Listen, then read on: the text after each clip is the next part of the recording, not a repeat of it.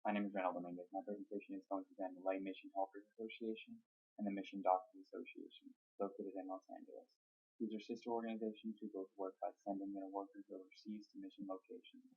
Rather than do the missionary work, their focus is more so on helping the missionaries that are already there and the communities around them. I'm going to be discussing how this is relating to the term laity in primarily three different ways. The first is the mission statement of these organizations. The next is how they're kind of working to share their secular lives with their religious lives. And the last point I want to kind of discuss is how they're kind of uniquely allocating each of their workers to these different locations based on their own specific ability. The mission statement for this organization is generally focused around this need to create this social balance between these different locations of the world. We're coming from Los Angeles, a location where the quality of life is generally quite high compared to locations such as Uganda. So we're going out to these locations as lay mission helpers and working with the churches there to kind of help in building this community and make it more sustainable. One of the big focuses here is kind of just on this education. So we want to go there and perform the jobs that we're most specialized to do. And while we're there, we're also teaching the people around us how they might be able to complete the same tasks that we were doing, but after we've left.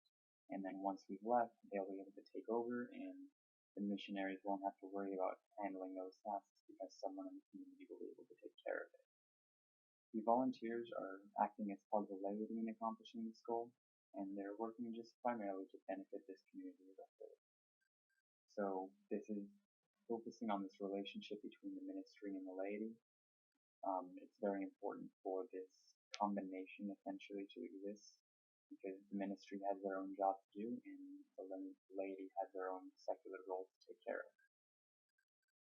These organizations also demonstrate this very close relationship between the work they accomplish and their religious lives. One of the big things here is that they're going to these locations sometimes with their families.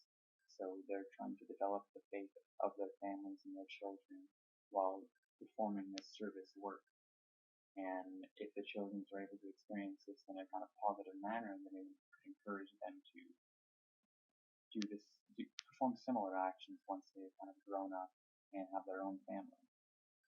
Through the cooperation with the ministry in these locations, the lay mission helpers are also able to directly bring their religious life to the work they're doing. One example of this is with the Mission Doctors Association.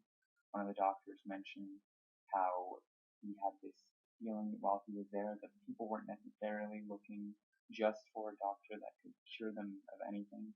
They weren't expecting him to be this savior for them.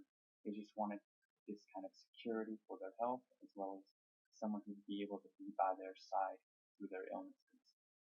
So one of the things that the doctor mentioned was how it was very important for him to maintain his faith because in cases where the patients weren't beyond his help, the only thing he could do is kind of pray for them and work to build their faith, grant some closure to them before they pass. And through this kind of building of faith, this doctor felt that he in particular felt very close to God through this work. And he claimed also for some cases where reactions similar to miracles occurred, where a person's life, which should not have been able to recover, they ended up being able to kind of make this recovery and go back to their day-to-day lives. The third point I want to discuss is how the lay mission helpers kind of has this method of uniquely allocating each of their workers. Each of the workers has their own kind of previous training and experience in lay mission helpers association as well as the Mission Doctors Association focuses on putting the workers in the locations of the world where they might do their job best. So for a doctor that specializes in certain types of illnesses, if that type of illness is kind of rampant in a certain area that a mission is present in, then they might just send that doctor to that location because that's where they would be able to help the most. Once the lay mission helpers are at their location, they also try to take the job that they already have previous experience in. And this kind of lets them bring back their own secular lives where they were doing their job at home but instead now they're working in a religious community to do it for the benefit of this church. And by kind of doing this, they're also emphasizing that the own calling of the workers themselves doesn't have to be strictly for the ministry. They're emphasizing this idea that was mentioned in Gaudium et Spes, where each person is called to do their own action, and regardless of what that action may be, if that's what you're called to, you should seek out and pursue what would make you happiest.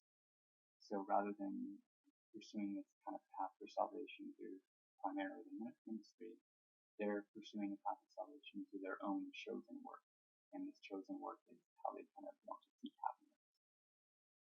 The Lay Mission Helpers and the Lay Mission Helpers Association and the Mission Doctors Association have a very strong relationship between their objectives as well as the role of the laity after Vatican II. It was founded on this kind of belief that the ministry in these locations shouldn't be doing these excessive roles. There were bishops delivering mail, there were priests there were priests that were being asked to pull the teeth from children. None of this was really relevant to the task they were supposed to be doing. So by implementing this Lay Mission Helpers and Mission Doctors Association, they're not only sending these kind of trained people that are performing the task at their best into these locations, but they're also allowing the ministry themselves to focus more so on their own goal of kind of spreading the word of God.